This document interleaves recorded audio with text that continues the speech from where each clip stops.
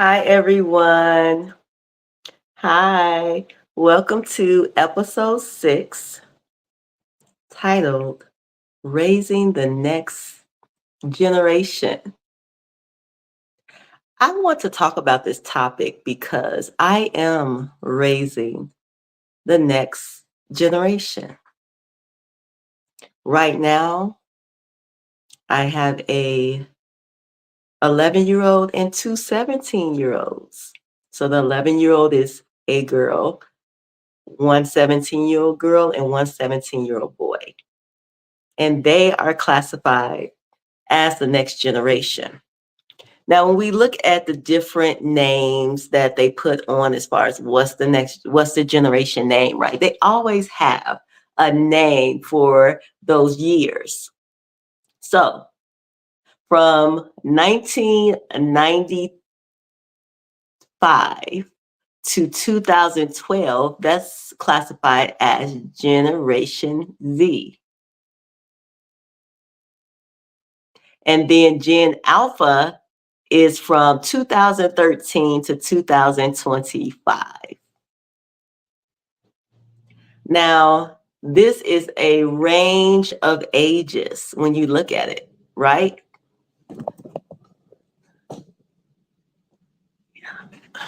Yes, it's a range of ages. So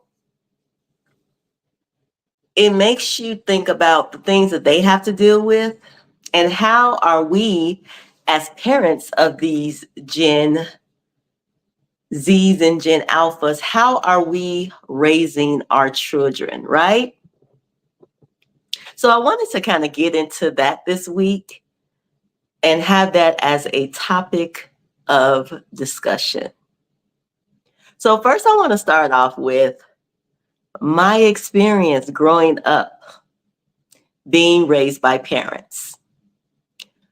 During the 70s, 80s, 90s, for me growing up, it was a lot of do what I say, not as I do. It was a lot of contradictions.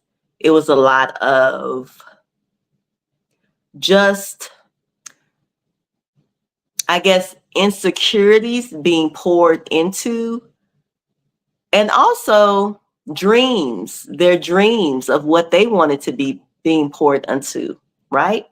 Their children. So there was a lot of discipline.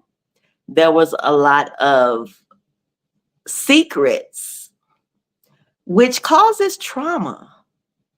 So a lot of parents right now who are raising Gen Zs and Gen Alphas have trauma. Have you really dealt with your trauma so that it isn't passed down? That's something that I had to ask myself and start working on, because I found that if I didn't work on my trauma, I was going to pass it down. I was going to pass it down. Pass it down to who?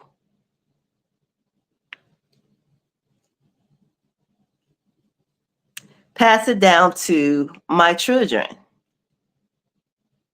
And I didn't want to do that. I didn't want to pass it down to my children. I wanted to be healthier. I wanted to be better, a parent different than how I was parented. And in order for me to do that, I would have to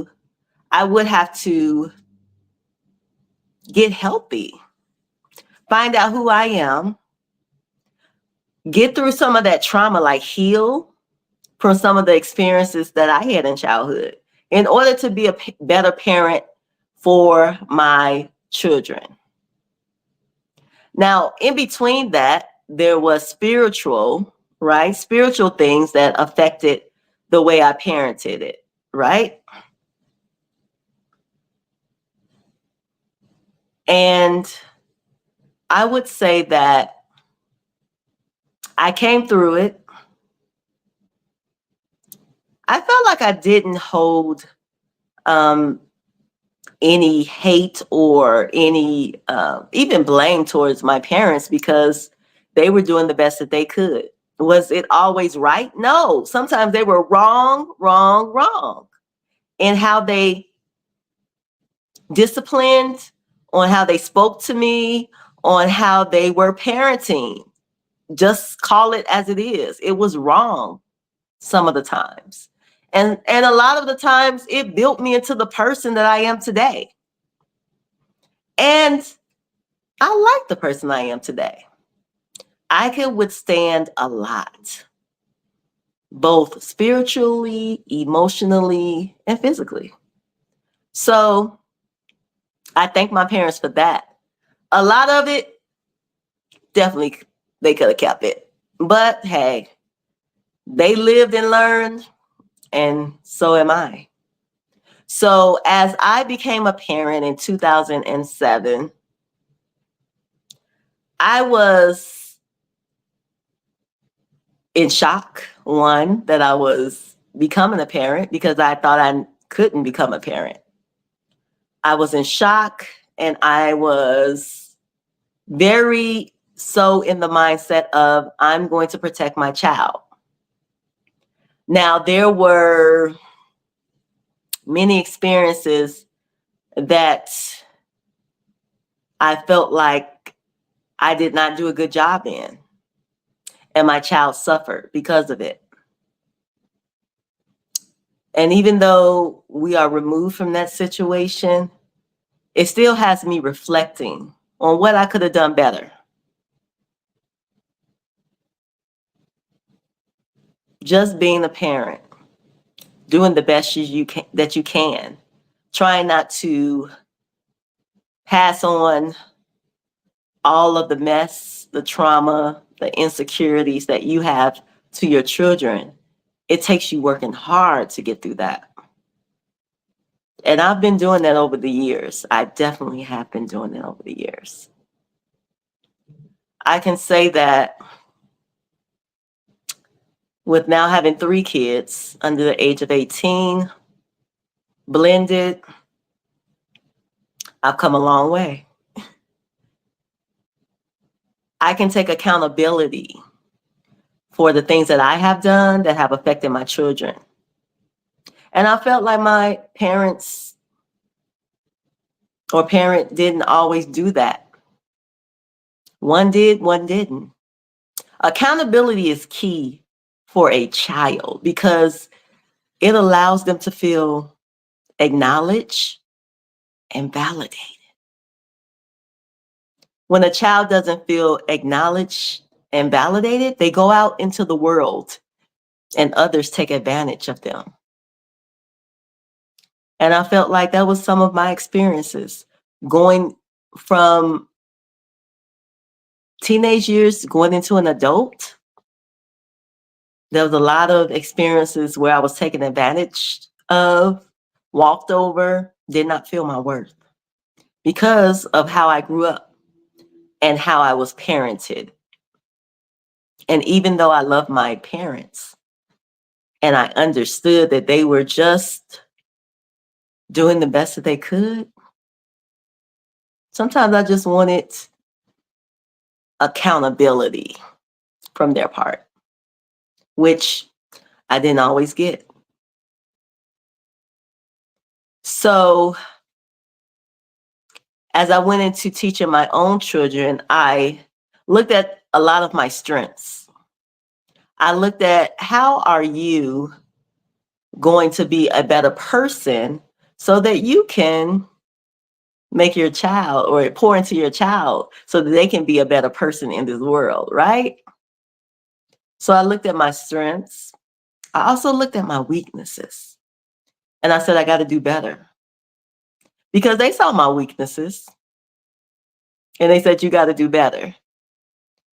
With my children, the way that I raise them is to speak their truth. I encourage that. I encourage them to be able to, for me to create a safe space for them to come and talk to me about some of the things that may be bothering them, or even things that I have done that may be bothering them. I didn't get to do that as a child. And that limited me in a lot of ways as I become an adult. So I very much so give my children what I can. I don't necessarily spoil them with all the things, right? I believe that me giving them the necessities that they need, right? Food, shelter, clothes, and then also going in a little bit deeper with the mental health, the love, support, and just letting them know that I see them. So that's how I have, I guess, taught my children and continue to teach my children. And as I'm learning different ways and different, um, getting different advice, right? Sometimes I tweak it so that I could be better for not only myself, but for them. Because what I realized is, out of 17 years of being a parent, that I have to be able to take care of myself, and pour into myself, be myself, know my worth, love myself, have fun, like have a life outside of the children. In order for me to be able to give them a well-rounded environment. Because the times when I was not at my best, the times when I was depressed, the times when I was going through spiritual warfare, the times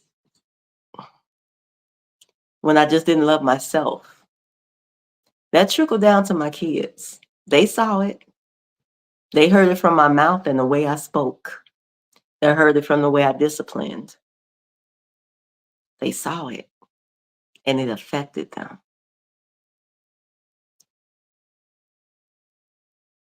So I have seen the fruits of how I teach from my children. They are very well spoken. They speak their truth. They're straight shooters. They take accountability for what they do. They're learning to love themselves. And they're learning to know their worth. And I'm seeing that as we communicate. As I communicate with my children, I'm seeing the things that I have laid down, the things that I have poured into them has produced children that I feel confident about them going into that world and adding a value to it. So for that, I'm thankful, and I'm glad that I am a person that reflects. I'm glad that I am a person that takes accountability. I'm glad that I am a person that works on myself to be a better person daily. Because then I can give that to my children, and I have. And it feels amazing when you see your children blossoming into themselves, into the person you, or the child that you say, man, you're the type of child I wanted to be. That makes me feel good. Now, there are some issues that we as parents have to deal with when it comes to the Gen Z and the Gen Alpha. Such things as technology. That good old cell phone, online media, YouTube. It's just so much Roblox, so much that children have access to. And because it's a lot of us parents that are hardworking parents, we work hard for that dollar. And some don't because they just found out a way to hack the system in a positive way to make them beneficially financially stable and able to spend time with their children more, right? But a lot of us work hard and we have jobs and we're entrepreneurs and we're in corporate and we don't have a lot of time sometimes to sit down with our children, but they have those iPads, they have that telephone, they have their computer, they have their Siri, they have that television, and they have access to the World Wide Net, which gives them access to everything around the world from different languages, different cultures, different personalities. And I don't think that because of the generation that we grew up in, and I can say specifically for me, the generation I grew up in, we didn't have cell phones as a child. We had Michael Jackson. We had E.T. We had Boys in the Hood, NWA, Tupac, Biggie, Boys to Men. Did I say Pac-Man?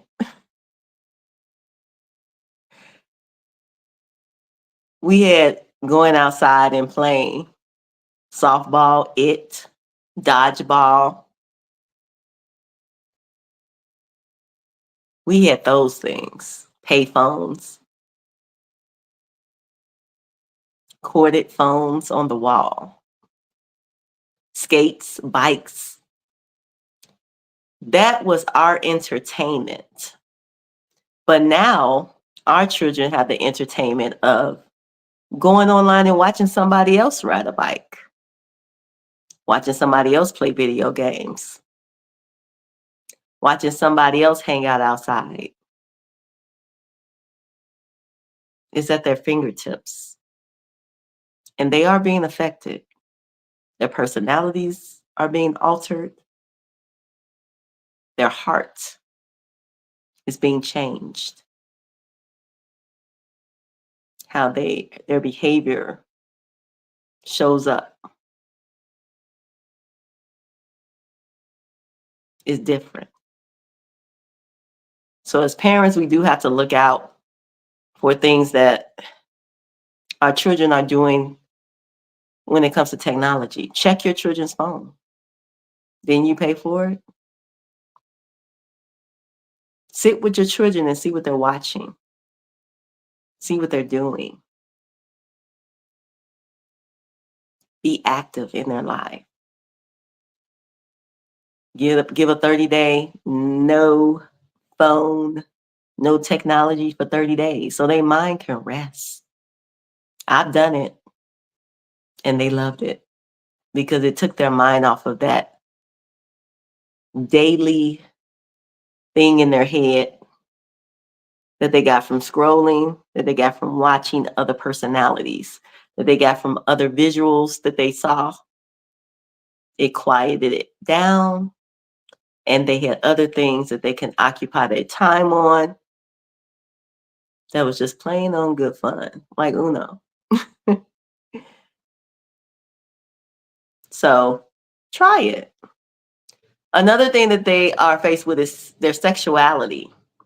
That's something that's a big emphasis these days when it comes to who do you like?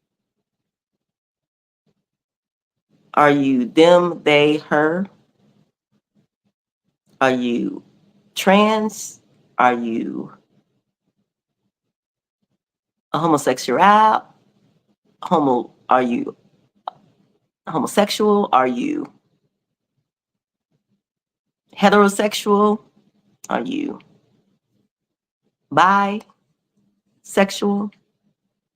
And that question is asked to our children at a very young age, as young as elementary school.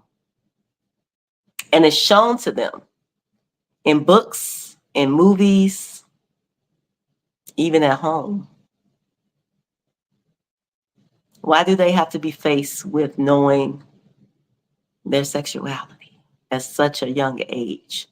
What agenda is that?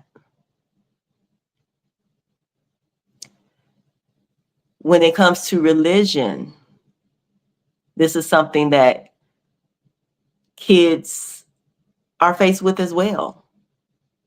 With them being on social media, they get to look at other children that have different cultures and different religions. And that causes them to be interested in finding out what it's about. Like, what is being a Catholic? What is being a Jew? What is being an Israelite?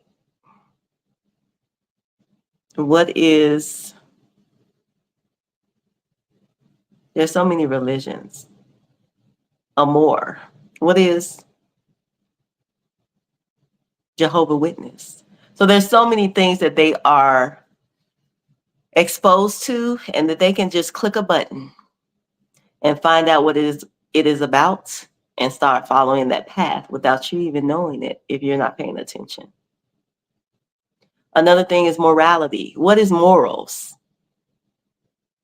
Do you teach your children morals? Do they know what morals are? How do they carry themselves? Have you had that discussion about morals and what that means? The worst thing is for them to learn what morals is about and being unmoral out in those streets. So having discussions with your kids and asking them questions and getting to know who they are is very important. And then you have mental health.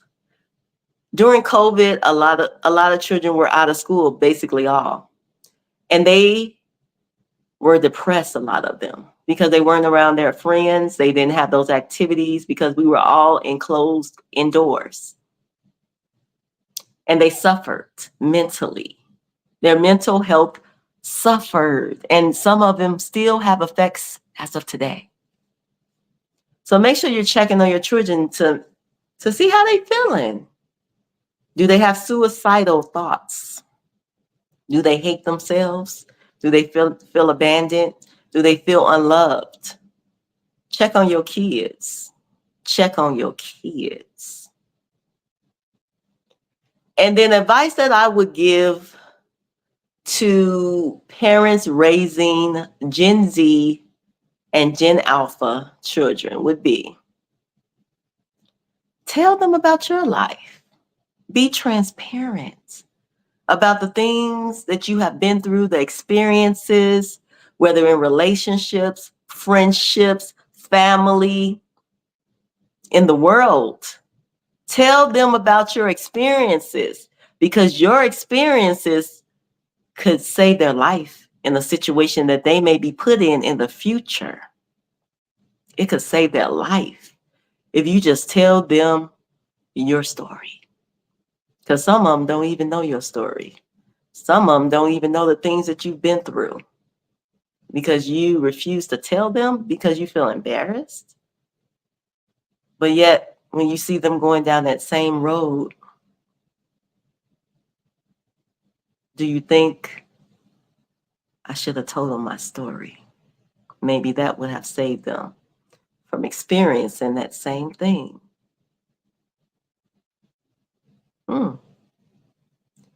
And then, do you listen to your children? Do you actually actively listen, or do you dismiss them?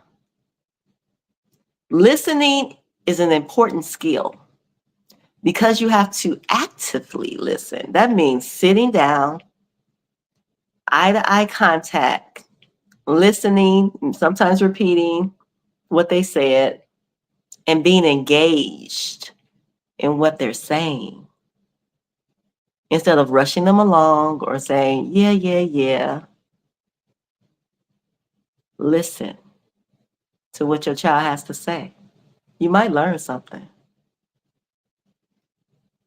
Acknowledging them. Do you understand? When you acknowledge a person, when you acknowledge your child, when you say, you just told me this, for example, if it's something that you've done to your child and your child tried to tell you, that made me feel bad, it made me feel a certain kind of way, and you just said, shut up, or you said, you better grow thick skin, you weak, or you said, get out my face.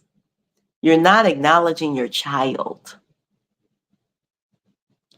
That causes problems down the line. Because you're not acknowledging your child, they're not feeling validated. So when they go out into the world, they look for others to validate them and to tell them that they're a good person, to tell them that they're dope, to tell them that they can do whatever, they can do what they can, or to tell them they're nothing, to validate the worth that they don't feel, for someone to validate that they're not worthy, for someone to say that they're not dope, for somebody to tell them, you can't do that.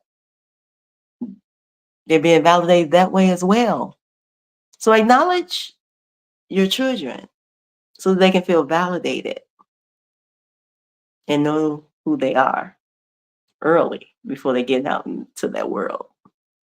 Another thing is showing them love. Do you show your child love?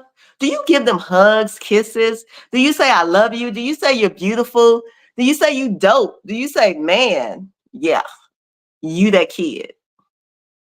Because where else are they going to get it from? If not from their parent, you.